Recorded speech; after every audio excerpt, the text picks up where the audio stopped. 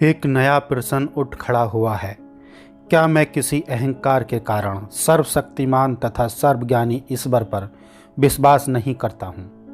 मेरे कुछ दोस्त जो मेरे साथ अपने थोड़े से समय में इस निष्कर्ष पर पहुँचने के लिए उत्सुक हैं कि मैं ईश्वर के अस्तित्व को नकार कर ज़रूरत से ज़्यादा आगे जा रहा हूँ, और ऐसा करने के लिए मेरे घमंड ने मुझे उकसाया है। मैं ऐसी कोई सेखी नहीं बघाड़ता कि मैं मानवीय कमजोरियों से ऊपर हूँ। मैं एक मनुष्य हूँ और इससे अधिक कुछ नहीं।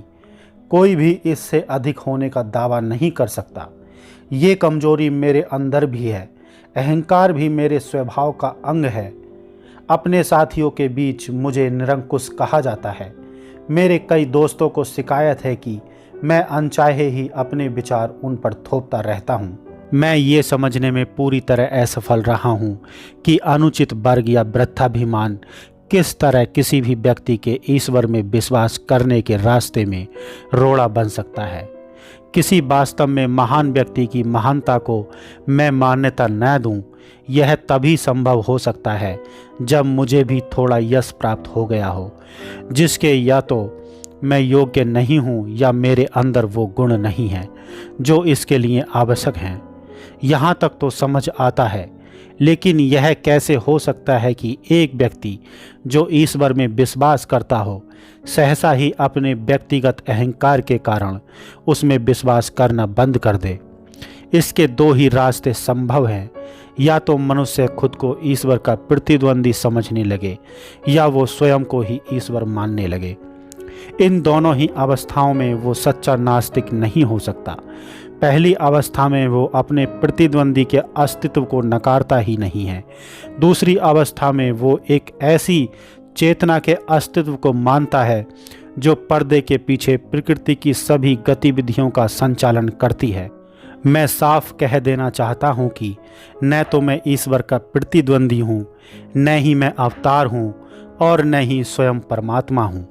मेरा नास्तिकतावाद कोई अभी हाल ही का नहीं है। मैंने तो ईश्वर पर विश्वास करना तब छोड़ दिया था जब मैं एक अप्रसिद्ध नौजवान था। मेरी फांसी की सज़ा सुनाए जाने के बाद जेल के कुछ पुलिस अफसरों ने मुझे ईश्वर की प्रार्थना करने के लिए फुसलाना शुरू किया, पर अब मैं एक नास्तिक था। मैं स्वयं के लिए ये बात साबित करना चाहता था कि क्या शांति और आनंद के दिनों में ही मैं नास्तिक होने का दंभ भरता हूँ, या ऐसे कठिन समय में भी मैं उन सिद्धांतों पर अडिग रह सकता हूँ। इस परीक्षण पर खरा उतरना कोई आसान काम नहीं है। विश्वास कष्टों को हल्का कर देता है। ईश्वर में मनुष्य को अत्यधिक सांत्वना देने वाला एक आधार मिल सकता है।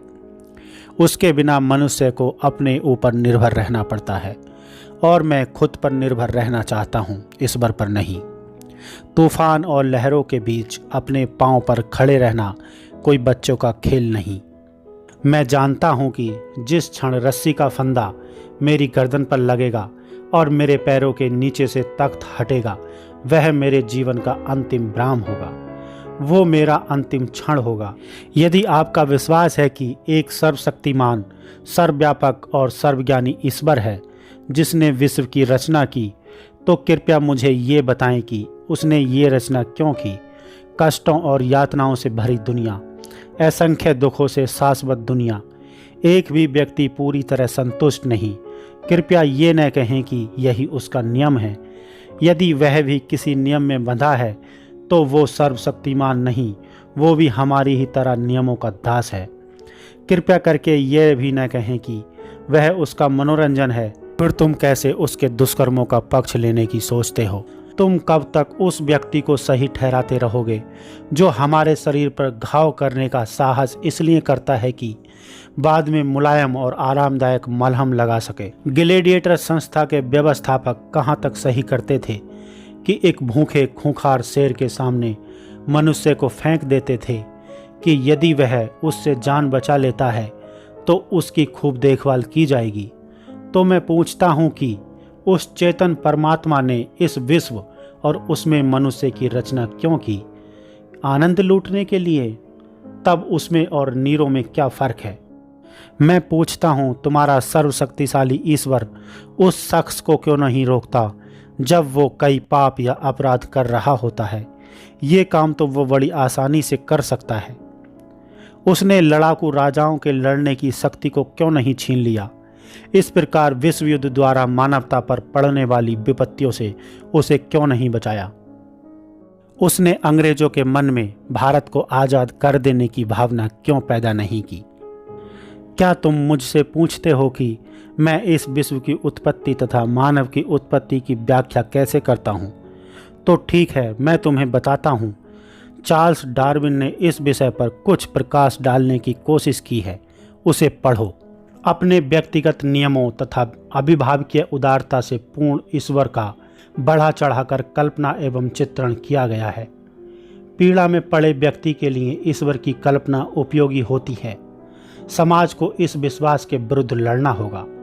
मनुष्य जब अपने पैरों पर खड़े होने का प्रयास करता है तथा यथार्थवादी बन जाता है, तो उसे आस्था को एक तरफ फेंक देना चाहिए और उन सभी कष्टों का सामना करना चाहिए जिनमें परिस्थितियां उसे पटक सकती हैं। यही आज मेरी स्थिति है। यह मेरा अहंकार नहीं मेरे दोस्त, यह मेरे सोचने का तरीका है जिसने मुझे नास्तिक बनाया है। ईश्वर में विश्वास और रोज व रोज की प्रार्थना को मैं मनुष्य के लिए सबसे स्वार्थी और गिरा हुआ काम मानता हूँ।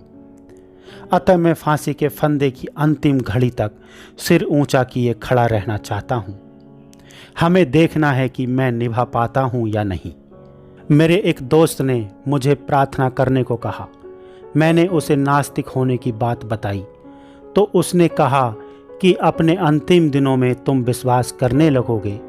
मैंने कहा, नहीं प्यारे दोस्त, ऐसा कभी नहीं होगा। मैं इसे अपने अपमानजनक तथा दुष्ट होने की बात समझता हूँ। अपने जीवन के स्वार्थ के लिए मैं प्रार्थना नहीं करूँगा। शहीद भगत सिंह, भाई, आई एम एन एथिस्ट। मैं नास्तिक क्यों हूँ? 1931, लाहौर सेंट्रल जेल।